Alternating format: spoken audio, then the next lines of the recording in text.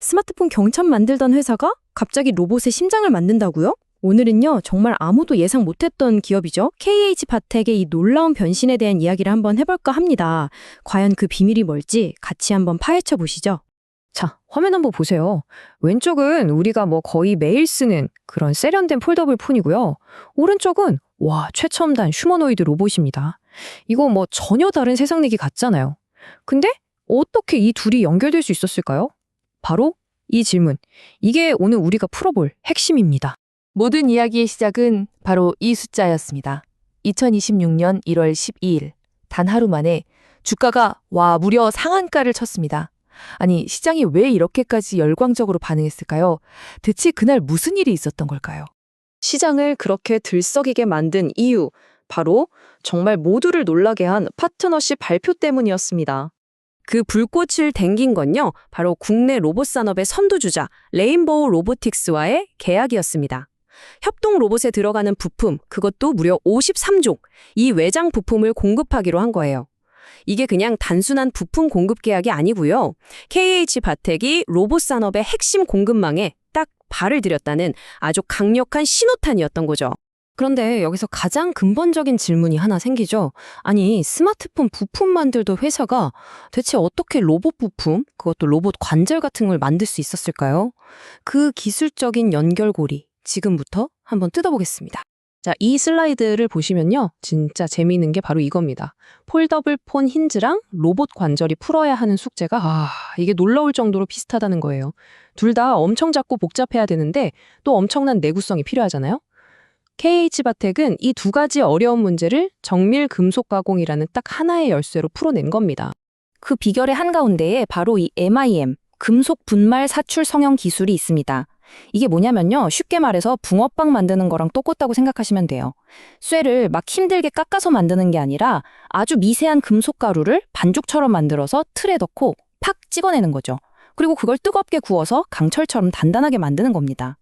수년간 스마트폰 힌지를 만들면서 이 기술을 거의 완성 단계까지 끌어올렸으니까 처음부터 시작하는 다른 회사들보다 원가나 정밀도 면에서 압도적으로 유리할 수밖에 없는 거죠.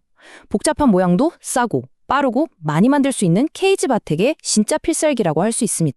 네, 맞습니다. 바로 이 한 문장이 스마트폰 힌지 기술과 로봇 부품 기술의 관계를 가장 정확하게 설명해 주는 것 같아요.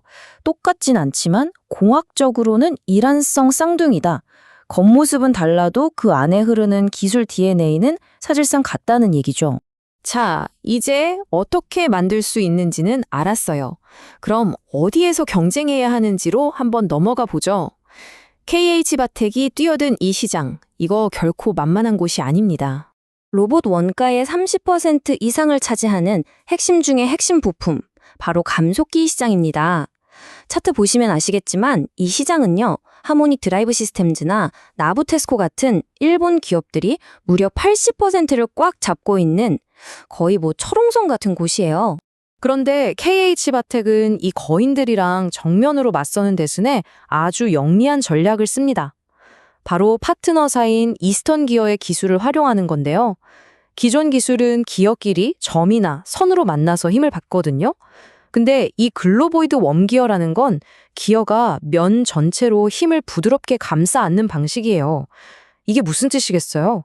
한마디로 충격에 훨씬 강하고 같은 크기라도 더 큰 힘을 낼 수 있다는 거죠. 자, 이걸 정리하면 딱 4단계 전략이 나옵니다.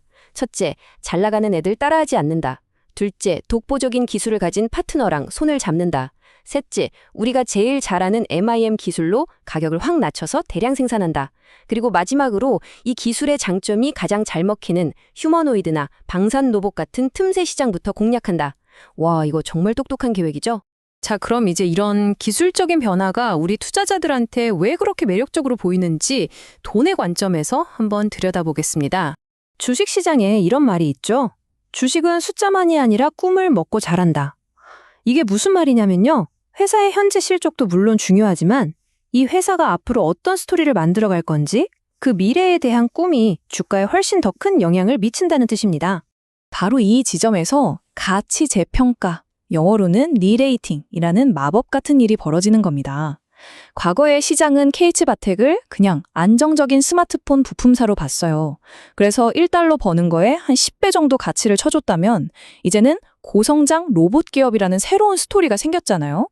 그러니까 똑같이 1달러를 벌어도 야, 너네는 미래가 밝으니까 30배 이상 쳐줄게. 이렇게 되는 거예요. 이게 바로 평범한 스토이 주식이 성장 주식으로 확 바뀌는 과정이고 주가가 그렇게 폭등한 근본적인 이유인 거죠. 투자 관점에서 보면 이거 정말 매력적인 조합이 아닐 수 없습니다. 생각해보세요. 기존의 힌지 사업이 꾸준히 돈을 벌어주면서 든든한 안전판 역할을 해주고요. 여기에 로봇이라는 아주 강력한 성장 엔진을 새로 딱 장착한 셈이니까요. 맨날 적자만 보는 꿈만 있는 로봇 스타트업들하고는 비교할 수 없는 안정성을 갖춘 거죠. 자, 그럼 마지막으로 이 흥미진진한 이야기의 다음 챕터는 어떻게 될지, 우리가 앞으로 뭘 지켜봐야 할지 한번 짚어보겠습니다. 이 타임라인 잘 봐두셔야 합니다. 1월 갤럭시 신제품 공개는 기존 사업에 대한 확인, 2월 MWC는 로봇 사업에 대한 기대감을 더 키울 수 있는 이벤트고요. 그리고 7월에 나올 신형 폴더블, 이건 본업의 실적을 증명하는 가장 중요한 시험대가 되겠죠. 하지만 이 모든 걸 뛰어넘는 진짜 와일드카드가 하나 남아 있습니다. 바로 삼성전자의 휴머노이드 로봇 EX1이 과연 공개될 것이냐 하는 겁니다. KH바텍은 레인보우 로보틱스의 핵심 파트너잖아요. 만약 삼성이 이 로봇을 시장에 딱 선보인다? 그러면 KH바텍의 스토리는 이건 뭐 그냥 단순한 부품사를 넘어서 로봇 핵심 공급망의 주역으로 완전히 새로 쓰여지게 되는 겁니다.